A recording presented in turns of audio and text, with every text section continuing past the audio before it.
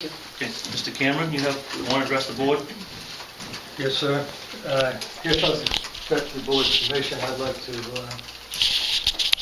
read a letter. It's a short one, taking 5 minutes, and it will really save time. Save the board's time. Is this your letter? Yes, it is. Go ahead. Okay.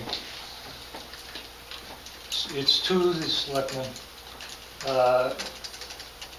Lorette Simons and I have asked, both in writing and verbally, for information concerning the board's hiring of MRI to conduct an investigation of the Marlborough Police Department. And that use of the word investigation is what the town attorney has described as a process. You have refused to provide any information of any kind, stating that it is all protected by attorney-client privilege. Both Lorette and I have challenged this because of the presence of MRI, a third party, during the meetings. Publicly released billing records from the town attorney confirm the presence of MRI. The sequence of events surrounding the meetings and your refusal to release any information at all raises several questions about the reason for the report and the process used to develop it. The board has released a document titled MRI Summary Report. I've been informed that this is in fact the final MRI report. This now places the statements and conclusions reached by MRI in the public domain.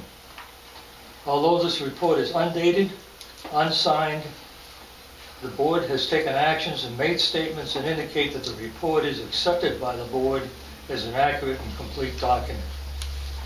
In view of these facts, I respectfully request that the board answer the following questions regarding the process used in development of the MRI report. Please note that none of these questions have anything to do with questions of law or of legal questions or of advice that an attorney might offer to their client.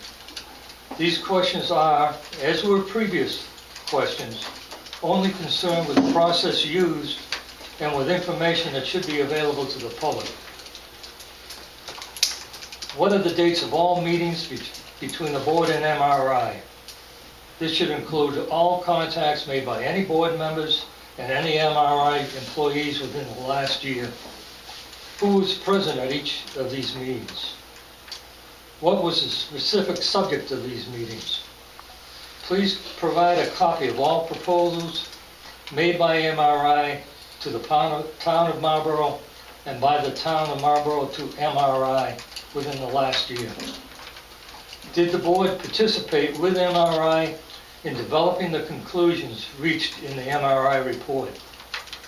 Did the board establish or communicate results that they wanted MRI to include in the report? Was any other agency considered for developing the report? If so, please specify who and when. What will the further involvement of MRI be now that the report is finished?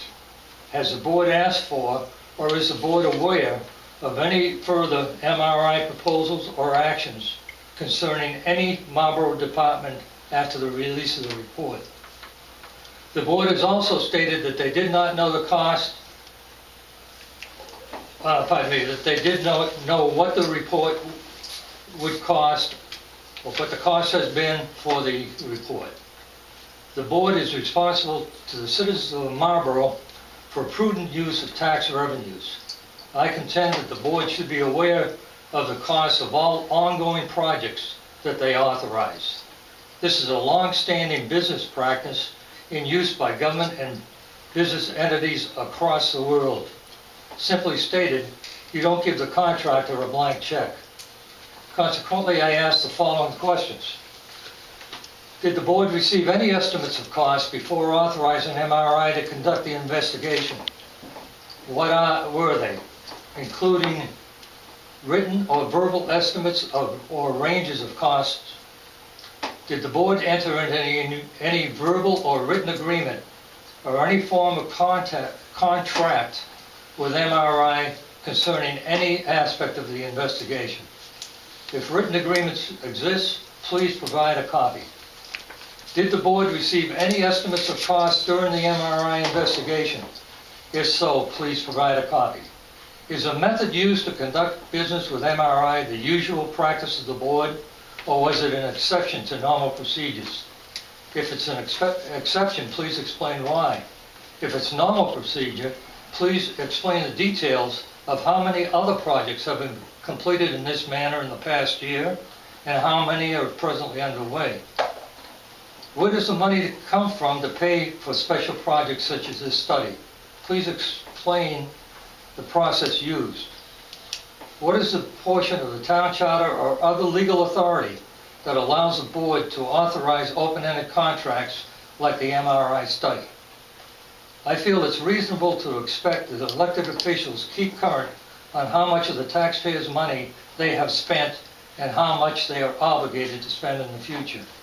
The board has been asked several times how much the MRI study has cost. The answer has always been that they do not know.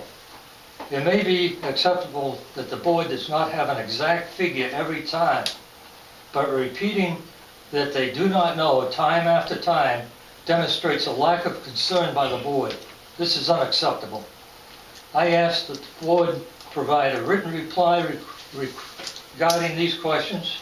I further ask that the board schedule a time for public discussion of these issues at the next selectmen's meeting after this written reply is provided.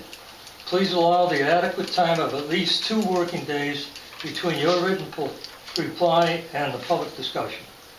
I don't have any other comments. I'll be glad to discuss this if you want to continue. We'll accept it. Here's the letter.